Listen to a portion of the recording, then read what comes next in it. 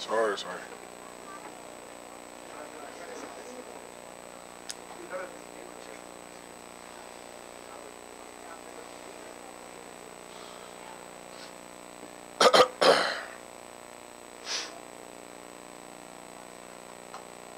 Are we all set, inshallah? Everyone's calmed down. Their heart has stopped beating very fast, inshallah. Let's recite Salat ala Muhammad wa ala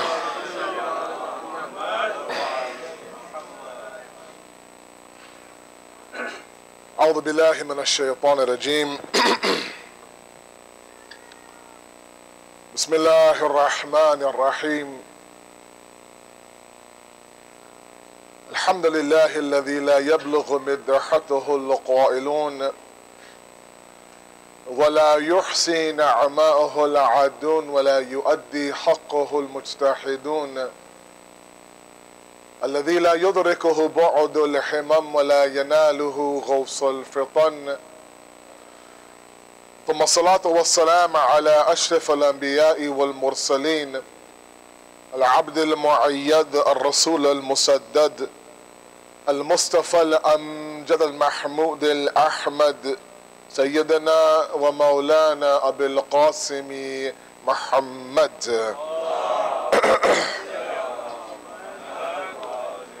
وعلى بيته الطيبين الطاهرين المعصومين المظلومين لا سيما بقية الله في الأرضين صاحب العصر والزمان خليفة الرحمن إمام الإنس والجان ولعن الله أعداهم أجمعين إلى يوم الدين أما بعد فقد قال الله وقوله الحق بسم الله الرحمن الرحيم الذين جاهدوا فينا لنهدينهم سبلنا وإن الله لمع المحسنين صلوا على محمد وآل محمد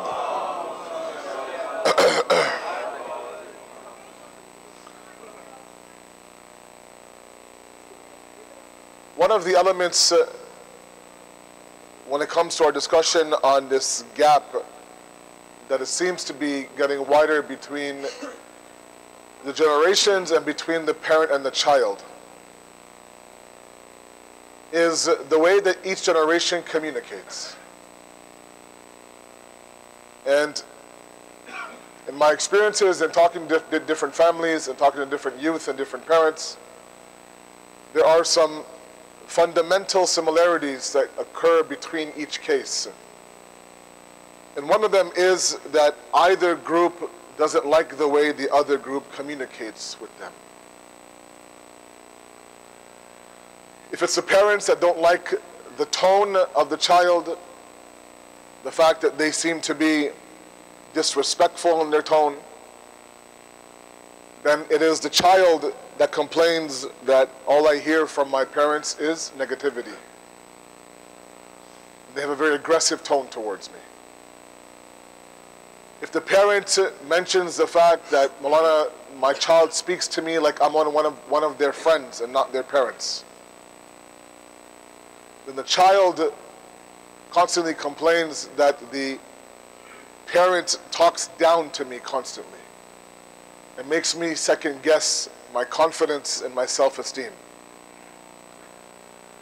And while there are many issues that are the reasons behind all of this, a couple of them we have to understand. Let's recite Salat ala Muhammad wa ala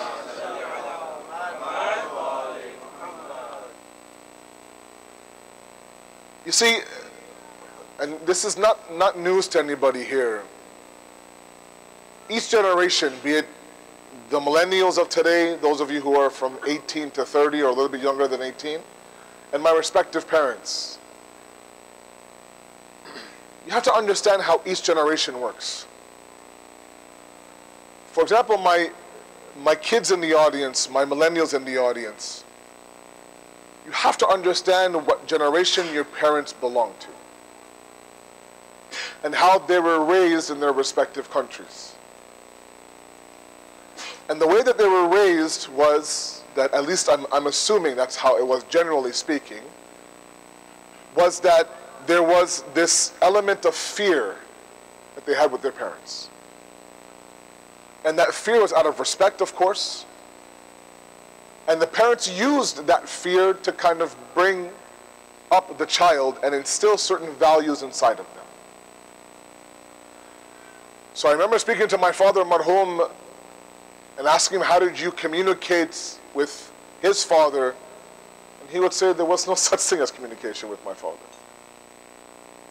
I spoke to him as an ad-needed basis. I put my head down. I was quick. I was to the point, and I moved on. And in hindsight, of course, that's one extreme. I'm not saying that is the correct way.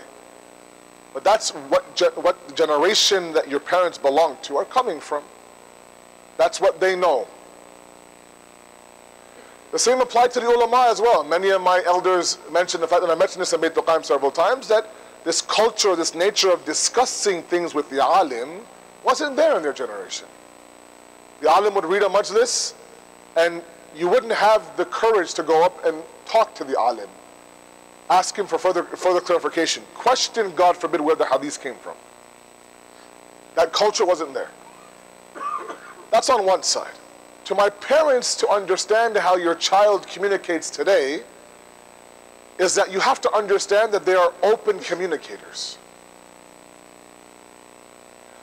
They don't have enmity towards you. They don't wish to disrespect you. In fact, they're quite shocked sometimes at the way you react at what seems to them to be a very simple sentence. And oftentimes I overhear my parents saying that, you know, if I said that to my father, if I said that to my mother, things would be different. And there's an element of sacrifice when it comes to today's parents. And they have to understand that this generation are very direct communicators. They don't mean to disrespect you. They don't have enmity towards you. Their tone is direct. Their tone is curt. Sometimes their tone is a little bit harsh. But if you can focus on the idea that it doesn't come from a bad place, quote unquote, then maybe it becomes a little bit bearable. So we're dealing with two extremes. The other extreme, of course, is a child who wants to befriend the parent to the point where slang is used, where phrases are used, where faces are made, where eyes are rolled, where sighs are taken. All these things were unheard of in that generation. In the process, there is a communication breakdown. And one of the fundamental pieces in bridging a generation gap or bringing together roommates into family members is communication, guys. A family, a marriage that does not communicate with each other is a failed family. There has to be an open door policy. I was very, very happy to see that the majority of the kids stood up when they were asked, I can speak to my parents about my problems. That's huge. At the same time, we have to also understand that Islam has laid down beautiful guidelines on how to communicate with each other. It's very crucial that we understand some of the fundamental dimensions of communication. And I'll start with this tongue that we have inside of our mouth. Marital problems between husband and wife, issues between siblings, issues between parent and child. If we can somehow get to understand how to use this tongue of ours, a lot of the issues will be resolved. You know, and these are all things all of you understand and know very full well. It's just a reminder to all of you. Physical scars will come, they'll heal, they'll scab, they'll disappear, and we'll forget about it. You've had scars 10 years ago. Maybe you fell, maybe you scraped your knee, but there's no sight of that blemish anywhere on your body. In fact, you probably forgot that you fell in grade 4 or grade 5. But sometimes scars that's left behind with this tongue, forget years, a lifetime will pass, and those scars won't heal. In this discussion of mental health in today's day and age, anxiety, depression, stress, suicide even, God forbid, when you speak to a child one-on-one and he allows you into his world, he breaks down the wall that he's put around everybody, and you get to the core of that kid. After breaking down, There have been many, many cases where the child's current state, he's 21, she's 25, their current state goes back to, let's say, a conversation they had with their parents at the age of 9 or 14, where the parent said, you know what, you're good for nothing. You're useless. I have no hope in you. You don't study, you're lazy, you're this, you're that, you're this, you're that. And while the parent has the intention that I'm giving them tough love, I want to make them better, I want to motivate them to get and to become a better person, all that child hears are the negative words. And that sticks, and it stings, and it hurts. And that scab never heals. So this child grows up enough times hearing it to think, you know what, I'm a zero. I'm useless. I'm nothing. And in this era of cyberbullying, in this era of immense competition, in this era of the glamorization of sin that we have, where not only are people sinning, our youth, but they're publicizing their sin on social media, if they don't have any self-worth inside of them, then they're gone. Imam Ali, alayhi salatu wasalam, says, the person who does not have self-worth, and I'll go through that in a moment, he is halak, he's finished. This dunya will consume him. The evil satanic forces will devour this individual because he has no self-value. And I'm not saying all the time that, does that mean that, Moulana, we have to sugarcoat our words with our kids? No, I'm not saying that. But I am saying that this tongue can have a vicious effect on the child. And sometimes it's not even what we say, it's how we say it. It's our tone. I ask 18-year-olds, and all they say is, all my mom does is yell at me. That's all she does. And after a while, all I hear is wah, wah, wah, wah. You don't even hear the words anymore, you just hear the tone. And while that mother or that father might think, I'm giving them good tarbiyat and good advice, and he's going to come out to be pious and muttaqi, the child is in one ear, out the other. Because they hear this tone, this negative booming tone, this yelling, this screaming, and after a while they tune you out, I'm sorry. And that's when the cup becomes inverted. Nothing you do or you say after that will be accepted.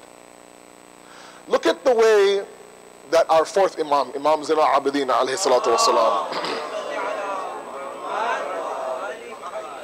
in his Risat al-Huquq, which is one of the most beautiful publications we have in the Shia world, the first Bill of Rights, where not only does he describe the rights that others have over you, he talks about limbs of the body. He talks about your neighbor's rights over you. He talks about the mu'adhin's rights over you, the one who calls the adhan. What a beautiful deen Islam is. And in his discussion on the rights of the tongue, he says, وَأَمَّا الْحَقُّ اللِّسَانِ فَإِكْرَامُهُ عَلَى الْخَنَاءِ وَتَعْوِيدُهُ عَلَى الْخَيْرِ وَحَمْلُهُ عَلَى الْعَدَبِ. Beautiful.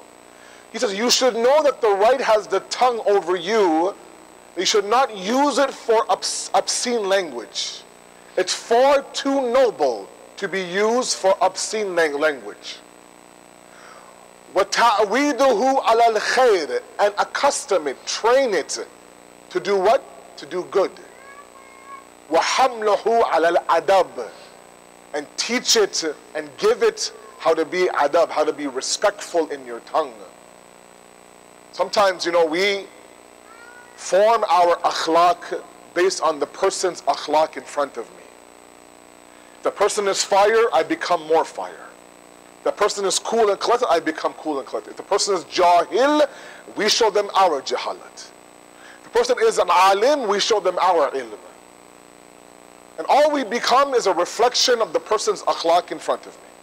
And that's not the sunnah of the Ahlul Bayt.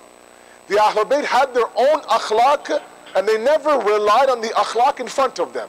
In every state, in every situation, they maintained their akhlaq in front of that person. If this person is spewing garbage at them through their tongue, they never allowed their tongue to go down the path of garbage. Why? Because they believe my tongue is too noble. This tongue was made for the dhikr of Allah, not obscene language. This tongue was made to mend the hearts together, not break my child's confidence. This tongue was made so I can increase love between me and my spouse, not make my spouse roll his eyes every time she opens her mouth. This tongue is a very dangerous tool. 30 plus sins are attributed to this one tongue. Hadith says there are those who will be dragged to the hellfire using their tongue. Right? Hadith says beware of that person who the moment that they open their mouth, everybody is fearful what will come out of their mouth.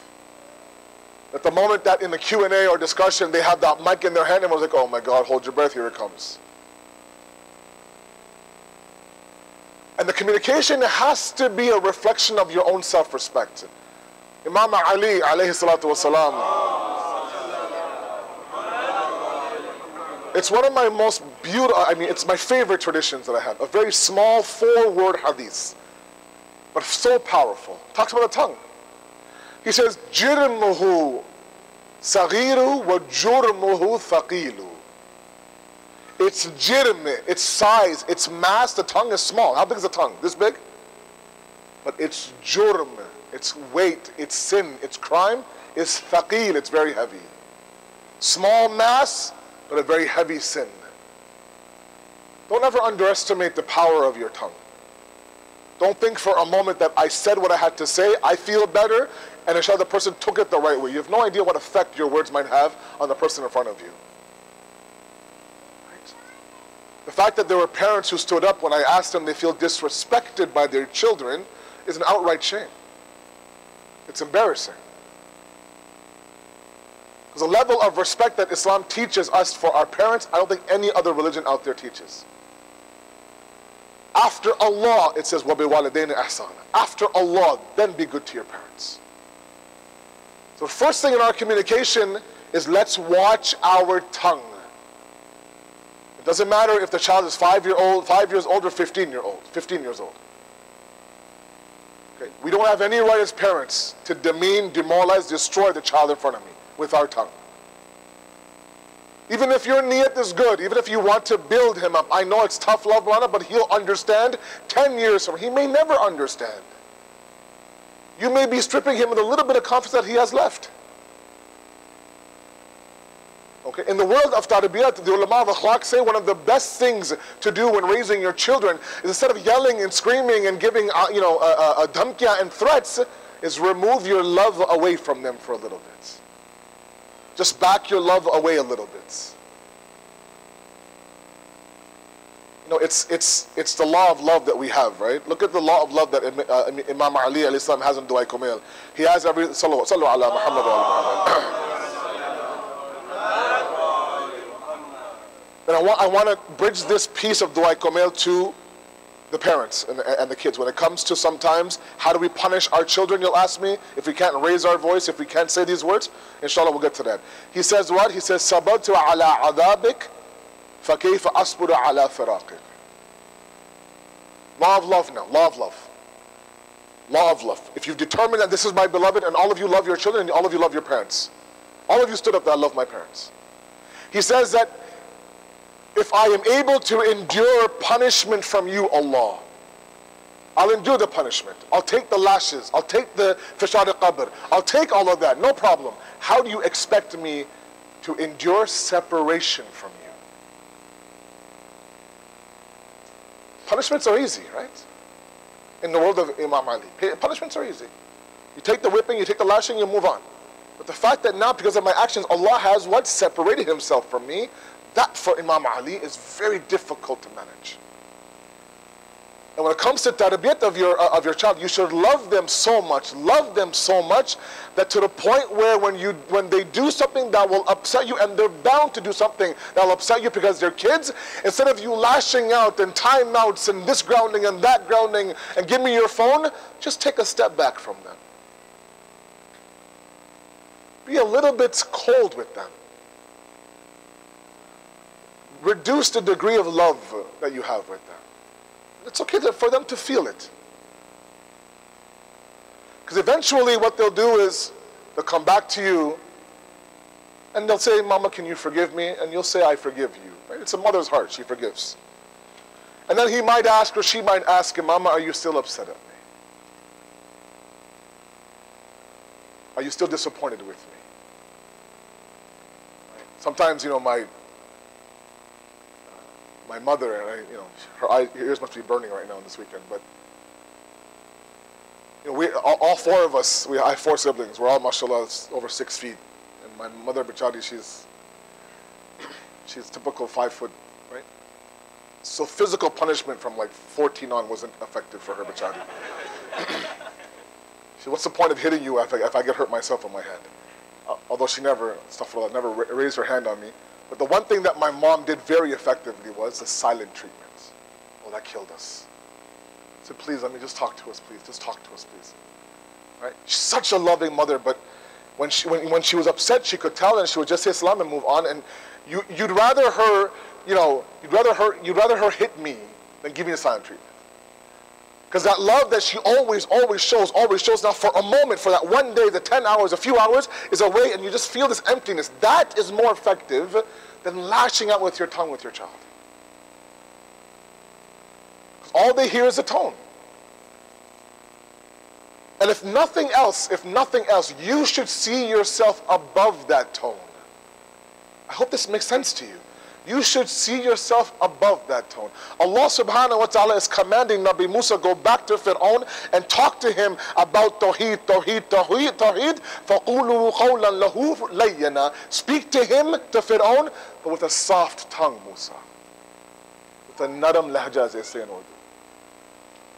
You think Fir'aun deserves that naram lahja? Fir'aun, the biggest enemy of Allah's time, the biggest mushrik of that time, he claims himself to be Allah. Is that what Allah is saying? He's saying, no, Musa, you're one of my prophets, my ulul adam prophets. It's not befitting of you to allow your tongue to go down to Fir'aun's level. You're something greater. So now when you don't have that self-respect as parents or as children, and you allow your tongue to lose control and say whatever you say, you feel better, I got it out, I feel better, Moulana, but the effect and the scars might last a lifetime. Sallu ala Muhammad wa ali Muhammad.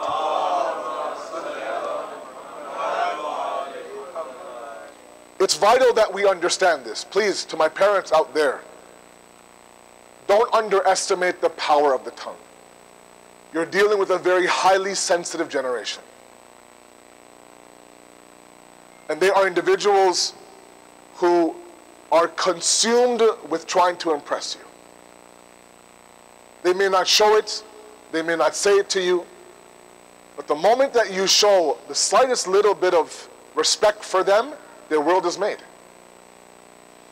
Their prof or their teacher can sit there and give them a pat on the back. Their classmates can sit there and give them high fives. But until that father, until that mother is glowing with pride, nothing else matters to this kid. Nothing else matters. So if all he hears from you is then his world is destroying in front of his eyes. On the flip side now, when the Quran talks about this word of uff, the very famous verse that you're not allowed to say uff to your parents. Uff is a 2-letter word, alif and fa. And Imam Jafri Sadiq alayhi salatu wasalam says, he said, had there been a smaller word in the Arabic language for your parents, Allah would have used that in that verse. The way I see, mashallah, the way I see some kids talk to their parents, astaghfirullah, and they're looking at me, Moulana kya karenge? That's all they do, bachara. A 10-year-old, a 12-year-old. Okay, Dad, okay, Mom, God, geez, all this is very common inside of our homes. Or you stop up the stairs, or you slam the door, or you, oh God, here we go, or you roll your eyes, God forbid. Or you hoo in your ha, God forbid. Forget at home in front of others sometimes. That's what uff is talking about. Uff isn't even a word, it's just kind of a movement, a sound out of your mouth, what the tafsir says. This sign of annoyance. God forbid you raise your voice. God forbid you use obscene language with your parents. And I've seen that, unfortunately. And then we claim that, Moulana, I wonder why I'm not moving forward in the ladder of spirituality. Why am I stuck where I'm stuck?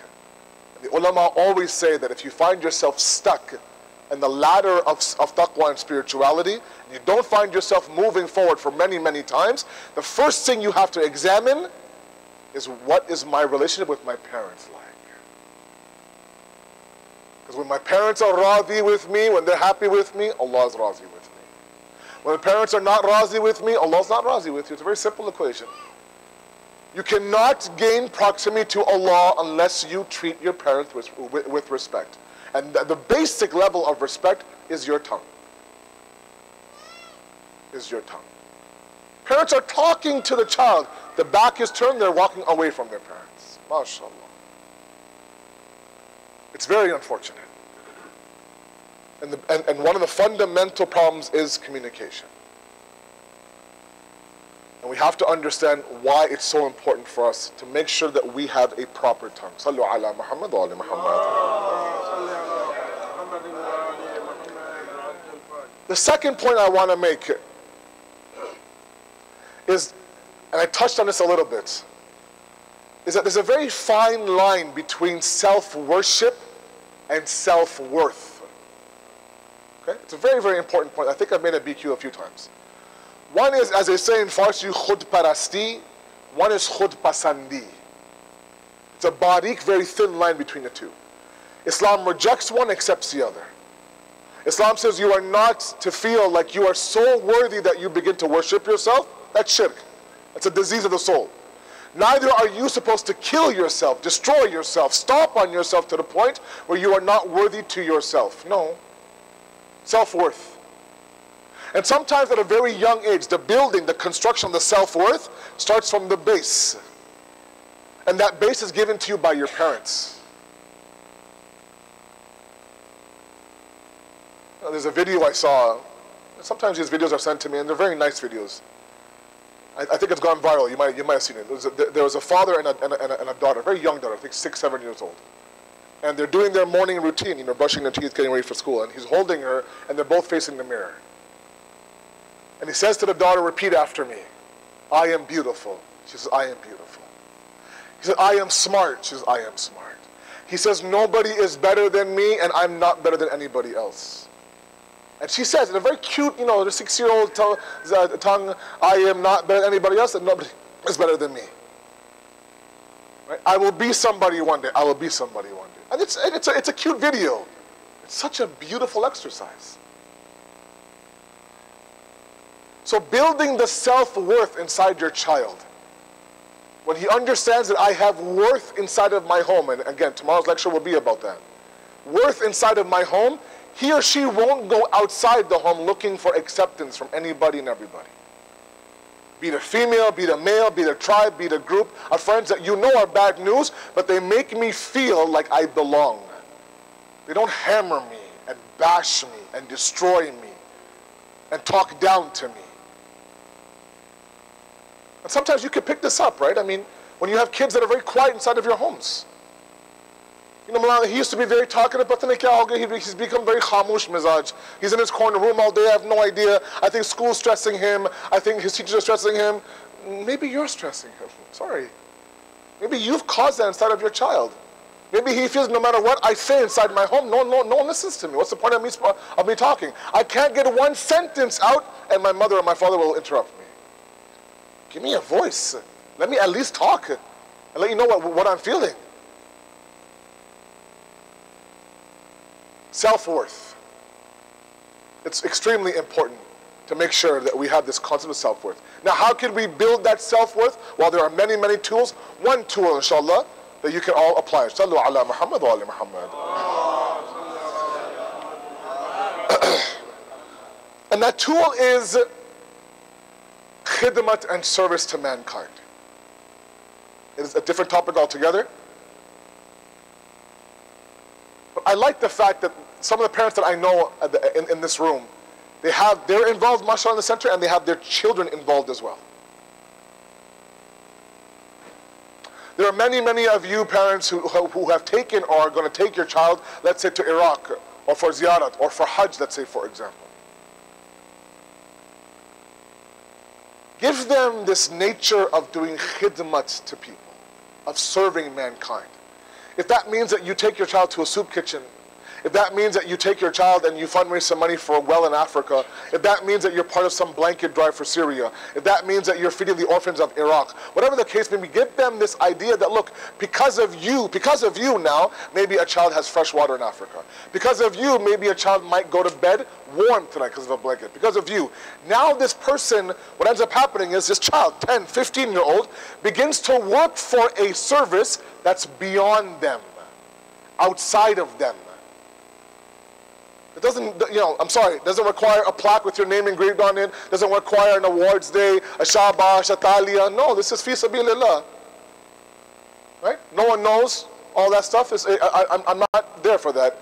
Right? وَلَا نُرِيدُ مِنْكُمْ جَزَاءً وَلَا شَكُورًا. Like, we do things not for jaza or not for shukr, not for reward, not for thankfulness. We do it because it's the right thing to do. Get them involved in these small little projects. And mashallah, there is a billion different groups out there across North America that are doing wonderful, wonderful things for those who are less fortunate. Get your child involved in that. Number one, we talked about gratitude. Musa uncle, mashallah, a very beautiful discussion. They'll begin to understand that when I serve those who are less fortunate, I right away understand how good I have it here. Maybe tomorrow morning when I brush my teeth, I won't psh with the water. As I brush and I sing and I get everything and the water, mashallah, is flowing. While African kids, Iraqi kids, Syrian kids, forget water. They don't have like proper water to use. That's all beyond them. Self-worth, self-worth.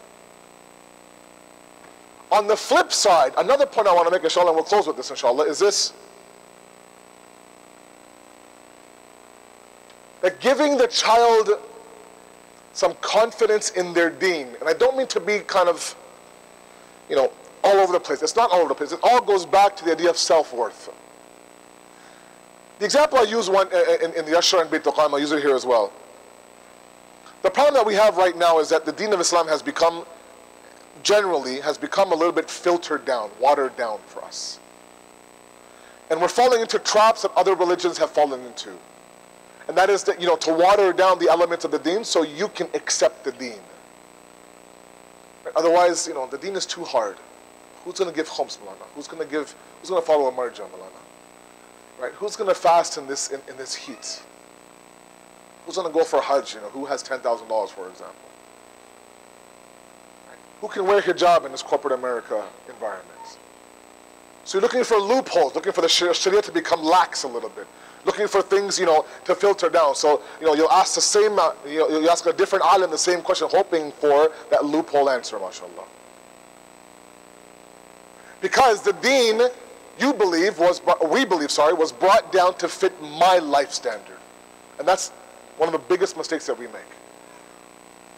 The other religions that have done that have changed the wording of the actual books of Allah to suit and to fit their limited life, have done a huge disservice to Allah's deen. The deen of Islam didn't come down to somehow fit inside of our life. The deen has been there so you can elevate your life to fit the deen of Islam. So we don't change the deen of Islam. We don't alter. We don't sit there and have debates about 2018 is marjiyat relevant. 2018 khums is a money laundering system, mashallah. Right? Have you seen the Maraj's house in London? Have you seen, mashallah, the cars they drive in the US? Oh my God, that's all my khums money. Whoa, calm down. Let's take it easy. All these things are there, of course, to kind of filter out the deen. And the reason for that, one of them is because we haven't quite understood the deen from the deen itself. It's a hadith that I love from Imam Jafri Sadiq alayhi salatu wasalam. Now, I was given 45 minutes to speak, and I'll take my 45 minutes to speak, inshallah. So, Mutarba, you owe me 7 minutes. I will take those 7 minutes to the max, inshallah. The hadith says this: the ones who enter the deen of Islam because of people, the ones who enter the deen of Islam because of people, they will exit the deen of Islam because of people. And the ones who entered the deen of Islam based on the Quran and the Sunnah, Imam says, mountains will move. They will never leave the deen whatsoever.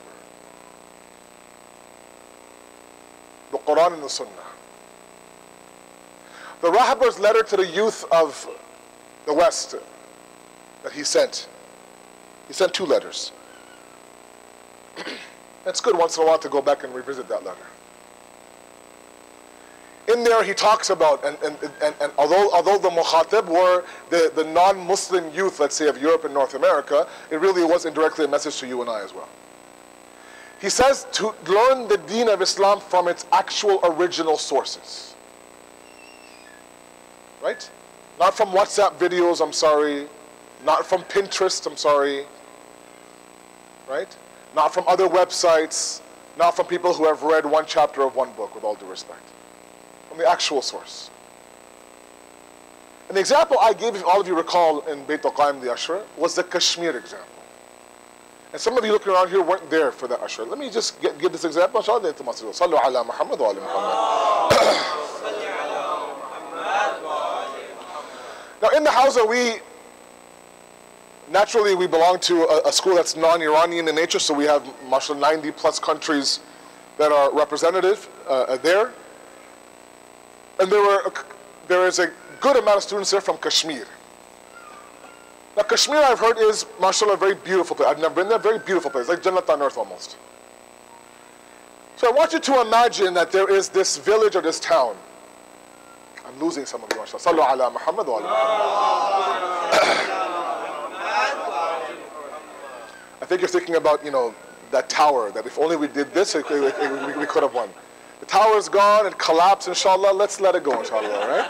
Let's break the idols and come back to you, inshallah. Sallu ala Muhammad wa ala Muhammad, please, inshallah.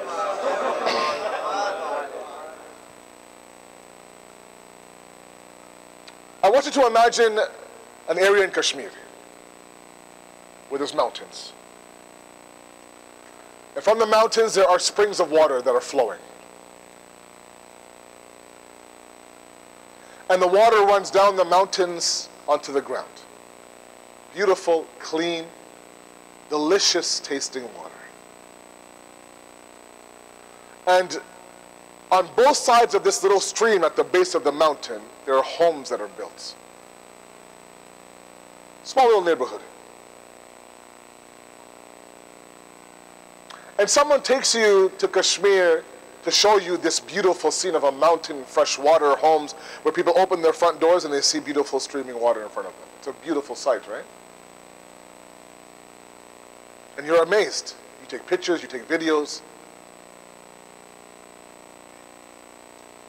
And then you decide a year later that you're going to Kashmir, that same spot. I want to take my wife with me or my husband with me to show them this scene. A year later you come back, it's completely changed. It's not the same area that you had once believed. The water is filthy, there's garbage in the water has changed color, everything is there, and you have taken your wife and you've prepped her saying, you know what, this is the most beautiful place on earth, it's Jannah on earth, you've never seen anything like it. You come and there's a smell of garbage, the water is brown, there's disgusting garbage inside the water. She thinks you dragged me to Kashmir for this? And when you ask the locals, somebody says, you know what, one day there was a man who opened his front door and took the garbage pail that he had and dumped it inside the water. We were all shocked, we couldn't believe it. How could you spoil such water? And then the neighbor did the same thing. After a while, many, many neighbors now began to use this water that was delicious, tasting, clear, blue, cleanest water you ever had, began to dump garbage inside that water. Please follow the example. My last example. To the point where the water is not recognizable. It's changed color, it's changed consistency, it's changed smell, everything. And what was once a Jannah on earth is now completely disgusting. Until one man comes to you and says, if you want your wife to know the beauty of the actual original water, climb up the mountain and go to that original point where the water springs out from the mountain. That's the water that was once here, that you saw last year, that you no longer see today. So you take up your wife to the mountain, You see, this is the original point of where that water's coming from. This is what I saw. The deen is no different. Al-yawm akmalta lakum deenakum. Kamil, perfect. The most beautiful flowing water you've ever seen. The most beautiful system of life that we've ever seen. And from that moment until today, either through ignorance or through external forces, garbage has been dumped inside this river of the deen. Either through takfirism, or through Wahhabis, or through governments, or through imperialism, or through occupation, or through whatever the case may be, they've taken this deen and they've dumped their own garbage and their own filth. And their own khayal. I believe this, I believe that. Jali hadith, wrong ayat, wrongful discussion, separation from marjiyat, from rahbariyat, from the nizam of Islam. Everything is gone. And now what you have is you have this takfiri, ISIS, Daesh Islam in front of you.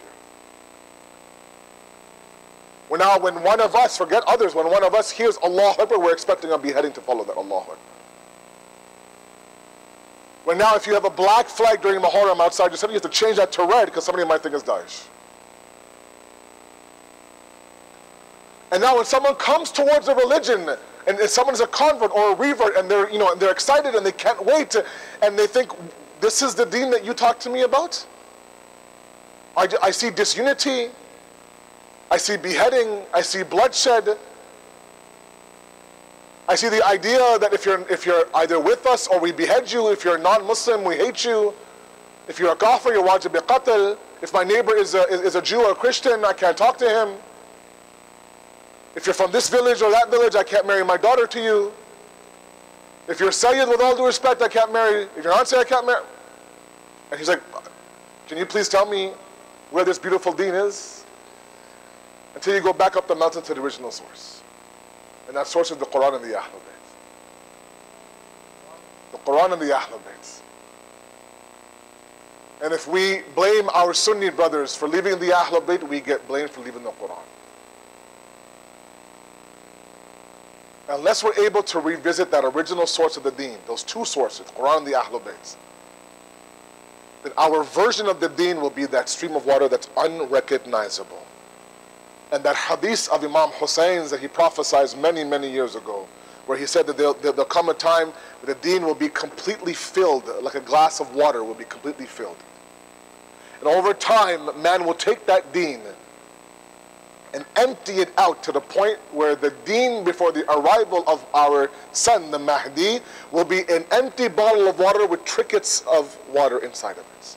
And that's all that will be left of the deen before the arrival of the Mahdi.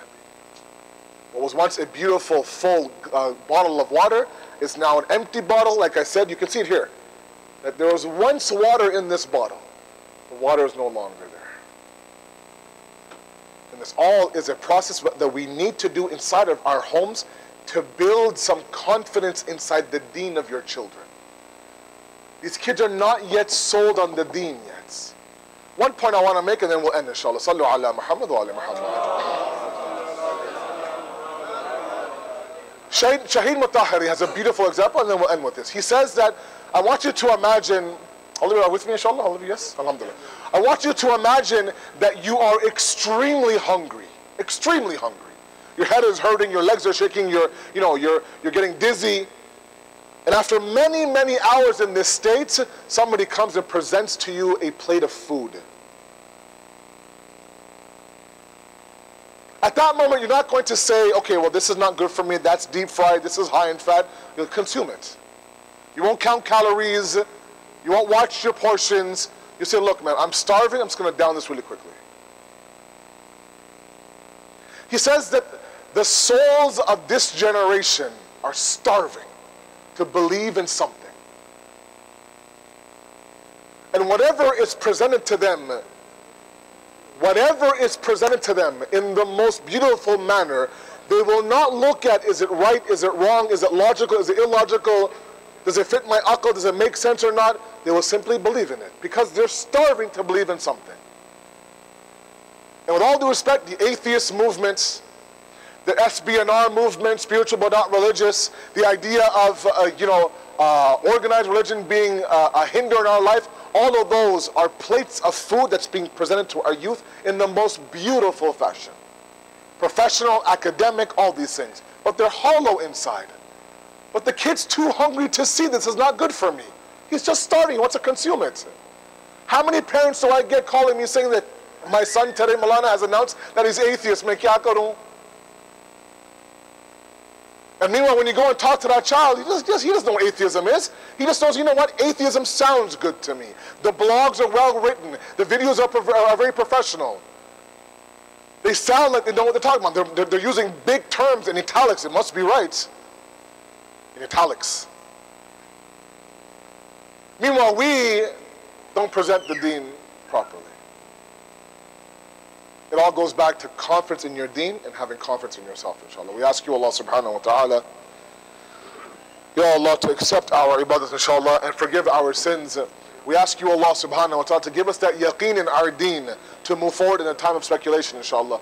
We ask you, Allah subhanahu wa ta'ala, to build our homes, to build our families, to be worthy of the arrival of our Imam, inshallah. And finally, Allah, we ask you, we beg you to please make us witness the zuhur of our Mawla in our lifetime, inshallah. Wassalamu alaikum wa rahmatullahi wa barakatuh.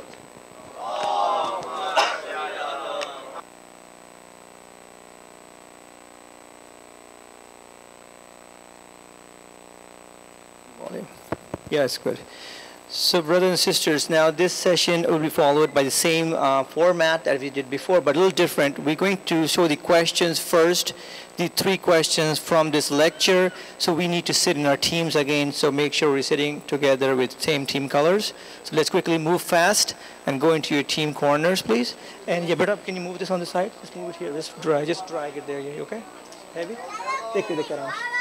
Quickly, fast, go into your teams. Well, all the way there. Thank you, Mejan. All right, very good. Alhamdulillah, we're doing excellent on time. Thanks for all your cooperation. You guys are moving fast. So please, sisters, go into your teams. And all the leaders should have an orange paper or pink paper it is. Blue team, yeah. So we need you more. Hum log blue hai. Ms. Bhai, do you have a paper? Ms. Bhai? Yellow team is Abbas Bhai. Okay, so Ms. Bhai has paper? Okay, you have paper, pen? Okay, so inshallah we can relay the questions up there. And Muhammad, are you ready for the questions? Green team, please come here with Raza Bhai here, all of you. Room, yeah, number 2. Please come in the number 2, corner 2, all the green team. Remember, what team are you in? Yellow team? Are you all together here? Yellow. What team are you? Yellow right here, Abbas Bhai. Now try to make the circles as small as possible. Remember, you have to quickly, same questions for everyone, and you have to get these questions right. Blue team, are we everyone here, blue team? Okay, green team hai yahan pe aap log. All right, blue team, get closer. Muhammad Yasir, right? Yasir, right? Can you get closer a little, please? So we get as close as possible. Where is the rest of the team? Mehdi, Hadi, and all those people? They all left? They outside still playing? Yeah, can you please get them, please? They need to be inside. There's no outside option is not there. All right, everyone who needs to be inside. You have a team, Shabazz, or no? Are you here for all day now, today and tomorrow? Okay, good. Sister Zainab, do you have a badge for Shabazz? I know he signed up, right? Say it again. Who? He has a color? What color is he? Shabazz. I thought your mom said you were not coming. Yes, so your mom is coming. Okay, so why don't you sit in the yellow team? Go and see the yellow team here. Where is Mehdi and Hadi? Can you please get them? Muhammad says them. Everyone. Badges. Kahan hai? Okay, you have the badges on you? The badges? Badges. For other like the people who had not got. Okay. Okay, so before we do the questions, Shabazz needs a badge. Okay, everyone, Muhammad Awaz Brother, Qasim? Awaz Muhammad Brother. Okay, brothers and sisters, can you please listen to this announcement? This is very important announcement I'm making right now, so please recite a loud salawat, please. Allah. Salli ala Muhammad wa ali. Okay, everyone, please, this is very important. Please listen to this carefully and don't talk right now because this announcement is very important. Alhamdulillah, I hope all of you are having a lot of fun, learning a lot from Moulana. As I mentioned early in my introduction, Moulana has been coming to Beit al-Khaim for last 10 years. They have, every year, they have a camp there for a week. Some of us have been there before. Some of you have not been there, so I'm going to tell you a little bit about the camp. This camp is happening this year, July 17th to 22nd. Please mark your calendar. July 17th to 22nd is a daily camp at Beit al-Khaim from 9 a.m. to 5 p.m. Those of you who've been there, you know that it's one of the best camps people have attended. Alhamdulillah, the original I think group, Moulana Asad, Jafri, and Moulana Salim Yusuf Ali, who originally came for the first time, they are back together. There was some gap in years between, but now they're back together, alhamdulillah. And they were here last year too, I think, actually. Last year too, yes. So that is one of the best camps in New Jersey area. Inshallah, we are planning to attend. I hope all of you can attend as well. So that's July 17th to 22nd. Of course, is time off, holidays. Make a point, 9 a.m. to 5 p.m. Please contact Sister Nurma Zaidi in Sisters and Brother Misbah Zaidi here in Brother to sign up. Sooner the better, please. Sign up soon. I'm telling you, this is one of the amazing camps that you will, life-changing. We have a lot of youth from Beit al-Khaim, and that's the reason we have a big BQ crowd here today, because of Moulana's attraction here. Loud salawat for BQ crowd. Allahumma salli ala Muhammad wa alim. So please, for more information, contact Brother Misbah and Sister Nurma. With that, quickly, we have about 3 minutes to answer, or 5 minutes to answer these questions. 3 questions from this lecture, huddle around, discuss, and the leader writes the answers and give it to Brother Muhammad. Go.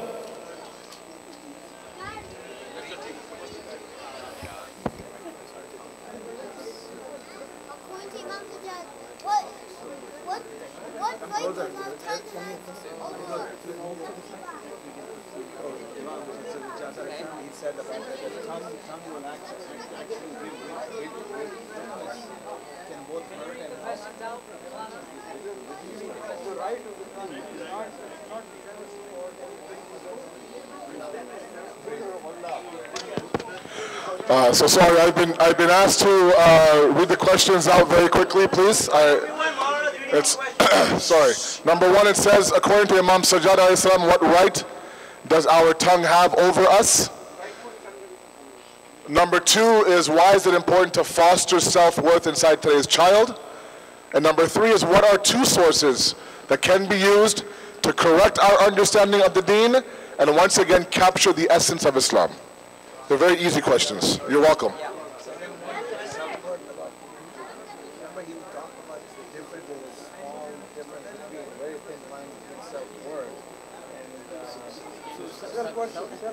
Self-worship and self-work.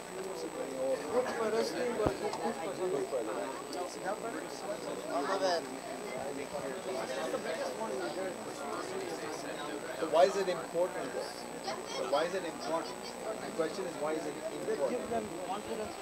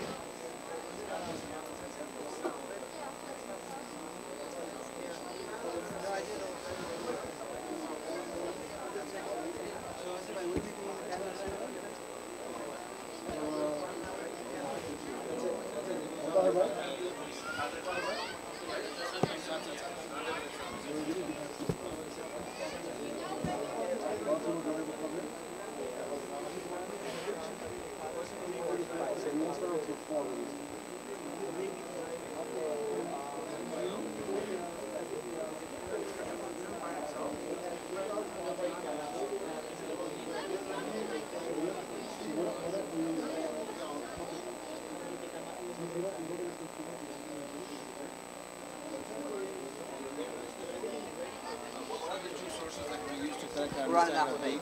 What's that? Quran and Ahlul Bayt. All right, so just that's quick. I drawing the example of Kashmir and going to the top. The source. The example of it. That was beautiful. That example was gorgeous.